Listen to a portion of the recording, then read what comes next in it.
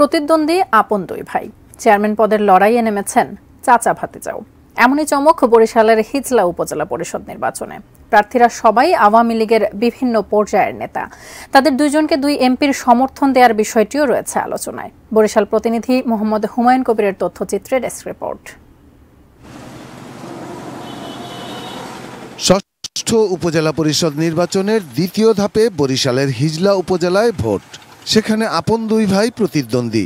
তারা লড়ছেন চেয়ারম্যান পদের জন্য। উপজেলা আওয়ামী লীগ সভাপতি, দুবারের সাবেক উপজেলা চেয়ারম্যান সুলতান মাহমুদ টিপু শিকদার মোটরসাইকেল প্রতীকে এবং তার আপন ভাই উপজেলা আওয়ামী লীগের যুগ্ম সাধারণ সম্পাদক আলতাফ মাহমুদ দীপু শিকদার ঘোড়া প্রতীক নিয়ে প্রতিদ্বন্দ্বিতা করছেন।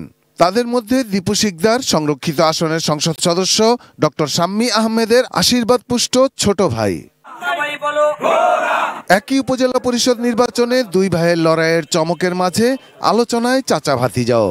সাবেক উপজেলা চেয়ারম্যান বেলায়েত হোসেন ঢালির ছেলে নজরুল ইসলাম রাজু ঢালি চেয়ারম্যান পদে লড়ছেন চিংড়ি মাছ প্রতীক নিয়ে। তিনি সমর্থন পাচ্ছেন এমপি পঙ্কজ দেবনাথের। রাজু ঢালির আপন চাচা মোহাম্মদ দেলোয়ার হোসেন ফারুক ঢালিও আনারস প্রতীকে চেয়ারম্যান প্রার্থী। এই চার প্রার্থী ছাড়াও উপজেলা আওয়ামী লীগের সাংগঠনিক সম্পাদক সার্জেন্ট মোহাম্মদ হাফিজুর রহমান হেলিকপ্টার প্রতীকে চেয়ারম্যান প্রার্থী। তবে ভোটাররা ভিন্ন আমেজের পারিবারিক লড়াই বেশ উপভোগ করছেন।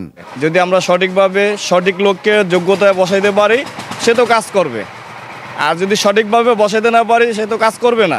যাকে আমরা সব সময় কাছে পাবো, আমাদের ভালোতে মন্দতে যাকে ডাক দিলে সাড়া পাই, তাকেই আমরা চাই। না কোনো দ্বন্দ্ব আছে না, সবাই একত্র একদল, যখন একদলেই মিল্লাবিশা চলতে চাই, দলের মধ্যে আবার কাজ থাকুকা। ভোটাররা বলছেন হিজলা উপজেলায় দুই এমপি পঙ্কজ দেবনাথ ও ডক্টর শাম্মী আহমেদকে ঘিরে বিভক্ত স্থানীয় আওয়ামী লীগ।